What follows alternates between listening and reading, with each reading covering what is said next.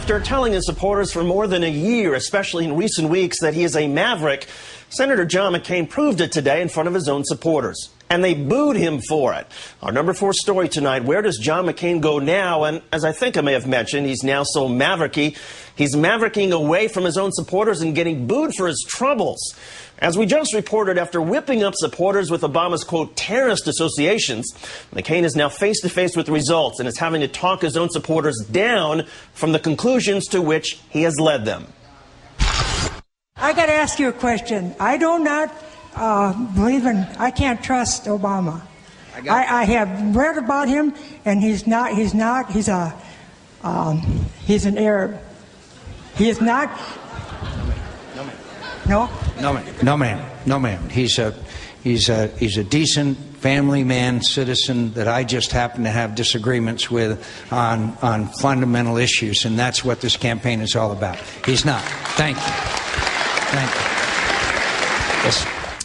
And when McCain went even further today, envisioning a President Obama, in fact, a President Obama of whom Americans should not be afraid of, they turned on him. I want to be President of the United States, and obviously I do not want Senator Obama to be. But I have to tell you, he is a decent person and a person that you do not have to be scared as President of the United States. Now, Joining us now is MSNBC political analyst Lawrence O'Donnell, also a contributor at HuffingtonPost.com. And thanks for your time tonight, Lawrence. The campaign admitted they lose when they talk about the economy. Now McCain himself is giving up a big part of his one remaining strategy to bash Obama as a mysterious and scary outsider. What exactly will the McCain campaign's presidential argument consist of as of tomorrow morning?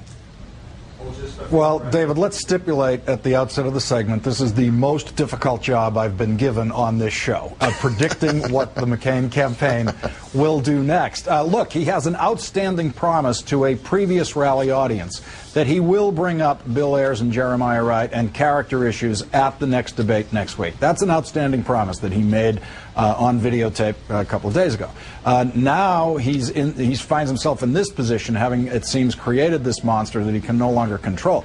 I'd said earlier in the week on MSNBC that I expected John McCain to be the first person in his campaign to lose patience with the character attack strategy being the sole approach going the rest of the way.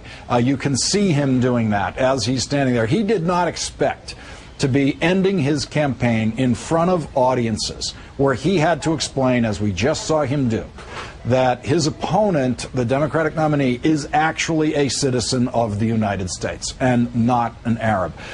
This is not where John McCain wants to be, but he has painted himself into a corner here. It's going to be very difficult for him to get out of the promise to continue on this line of attack. Well, and it seems he's already lost independence with this sort of militant fear-mongering. Now will the McCain campaign alienate the right-wing talkers and the treason, traitor shouters, and the rest who make up the Republican base who don't want to be told to knock it off? Exactly. Let's remember the right-wing talk radio never liked John McCain. There's not one of those radio hosts was with him in the primaries. Some of them were specifically with Romney, and others were Giuliani worshipers.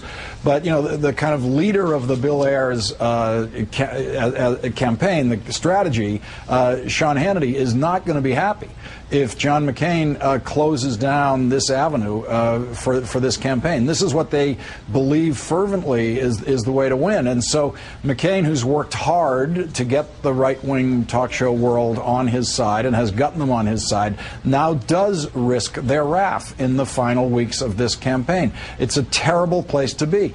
His number is 41 in the latest Newsweek poll, 52-41. That's a gap that we haven't seen at this stage of an election in a long time.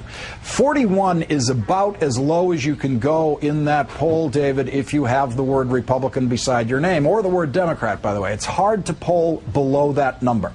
The one way he might be able to do it is by alienating the right-wing base, the right-wing radio talk show people, by going in the direction of now saying that Barack Obama is in fact a decent human being. And then the problem with that is Barack Obama, because Barack Obama's been pushing this notion that John McCain is erratic, and if McCain tries to play today's events as him going mavericky on his own supporters, as you suggest, does he not risk that he's playing into Obama's portrait of him who is vacillating, erratic, and etc.? There's a way to play this game so that you end up with no good choices. We are watching a campaign that has maneuvered itself into exactly that position.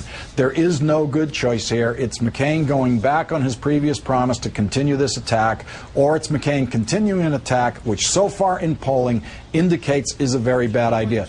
He was in Minnesota today, where in the Senate campaign there's been a lot of negative ads going back and forth between Norm Coleman and Al Franken. Norm Coleman's ads against Al Franken have been entirely character-based ads.